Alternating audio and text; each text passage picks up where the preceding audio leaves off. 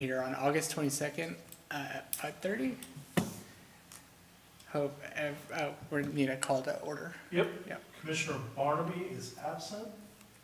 Commissioner Fellers. Present. Commissioner Fischetti is absent. Commissioner LaForge. Here. Commissioner Leeson. Here. Chairman Letts. Here. Commissioner Long. Here. Commissioner Wilkes. Present. We have a quorum to move forward. All right, perfect. Hoping that everybody had a chance to look over the approval of the minutes from June. Does anybody have any changes to make to that? Okay, I don't see any changes, so I'll take a motion to approve the minutes for June. I move to approve the minutes from the June 27th, 2024 meeting. Second. Okay. Do we need a roll call or just an aye? That's good. Okay, We're good. so everybody in favor, say aye. Aye? Aye. Okay, nobody nays, so we're good there. All right, so new business. Item number 1, case number 24-08-REZ, public hearing for the consideration of a request to rezone 319 South Taylor from R1 Residential Low Density District to R2 Residential Medium Density District. Can we have a presentation, please? Sure, yes. Ingles Property Management, who's representing KJA Enterprises LLC, is requesting to rezone this property. On the screen there this evening, you see the property. The blue square is currently, Butler County Tax Office has that as one lot, one parcel, one zoning district. So the request is to rezone that to R2 from its current zoning R1. On the map, you'll see R2 designated as brown. So directly east is existing R2 zone property, and the block north is as well. Existing today on the lot are 3 smaller shotgun-style homes. The applicant's looking to do an infill project, so removal of those existing structures, and is interested in multifamily, so duplex. The R2 zoning allows one two-family dwelling per lot, so they would be creating 2 lots out of this one existing lot. Setbacks and things like that, we've checked and looked into that, they can accomplish those. And really, the only difference between R1 and R2 in our zoning regulations is R1 is single family, R2 can be a 2-family in the same dwelling, 2 addresses. This is something I, as a city commission, discusses housing moving forward too. I just want to make this note. That a lot of communities are seeing a shift away from a differentiation between a single-family home and a duplex-style home, and just letting them coexist in general housing areas. So that is something the city commission has discussed and would potentially continue to discuss. Ultimately, that decision for recommendation would come back to you. But this definitely fits the character of the neighborhood. You see the existing R2 zoning directly across the street and the adjacent block north. The representative of the applicant's here this evening, so if you want to welcome him to the stand, he can answer any specific questions you may have. Okay. Please state your name and address. Sure. Nick Ingles, from Ingles Property Management. I live in Benton, but yeah, representing KJA Enterprises, as Mr. Rickard said, and looking to build a couple duplexes there on that parcel. We'll split the lot, waiting for the surveyor on that, but 2 structures that will each have, there'll be a duplex with 2 bedrooms, 1 bath, and will, in our opinion, will be a nice upgrade to that corner and that area. And yeah, I've take any questions you have or any thoughts. So right now, we have 319 South Taylor, Nick, and so we're going to expand that to how many addresses Or you gonna have? Actually, currently, there are 3 addresses there, 311, 315. But we only got 319 South Taylor listed here. Right, because that's how it's, on the tax ID, that is how it's done. So I think I put on there, so right now it's 311, 315, and I think we're going to add maybe 317 and then 319.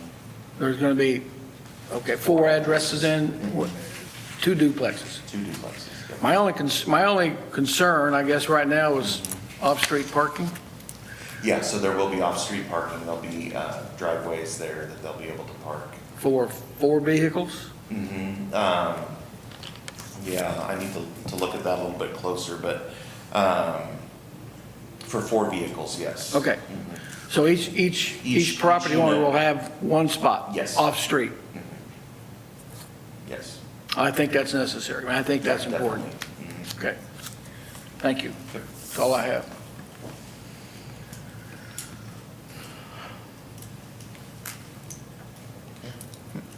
I didn't have any questions, no. Any other questions?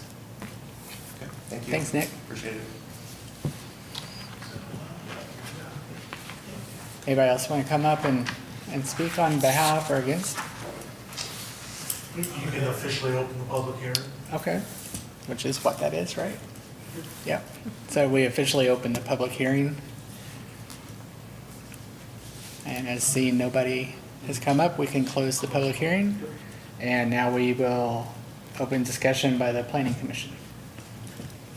Anybody have anything to say? Just a question from Newbie, in that this is really one track, and it's to be divided into essentially the 4 lots or 4 addresses or 2 lots. Does that need to be replatted then? No, they're allowed to split a lot once. Okay. So,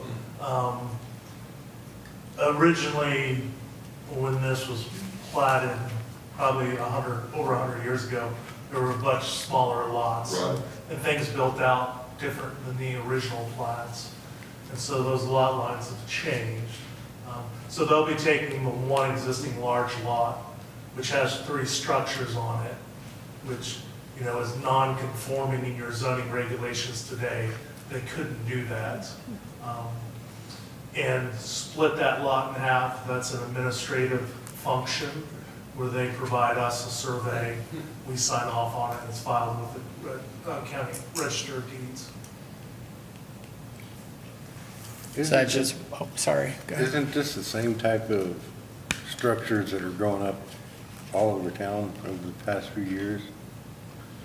There's one there on, what is it, 3rd? I don't know if those are duplex, I can't recall. I mean, we have seen a mix of different type of dwellings, and definitely the housing report, the city procured a housing study. Wichita State stepped in and helped us, and it talked a lot about diversification in housing and all different levels from high-density multifamily to single-family, moderate income, single-family, larger. How do you reinvest in the existing housing stock? Sure, and I'm just going to piggyback on this. I think this is a perfect example of what we should be doing. We're taking some homes, we're going to put in new homes there. We're going to be able to put more people in there. The land is there, the utilities are there, which lowers the cost for the builder. And so this is the direction that we should be moving, in my opinion, in El Dorado. I don't know if this question is this a medium income type of? I don't know that, and really, it's completely at the owner's discretion to say, I'm charging $1 a month for rent, or $5,000 a month for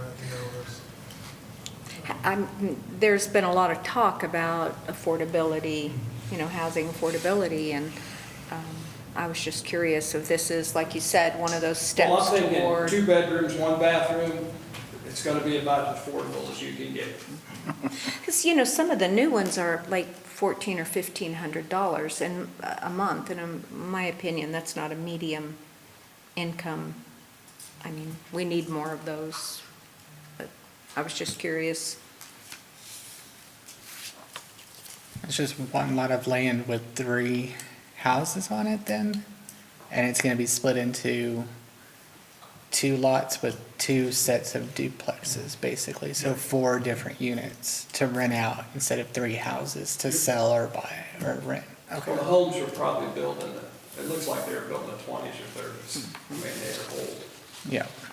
My brother-in-law actually lives on the other side, on Denver, on that same block, so. Familiar with the area.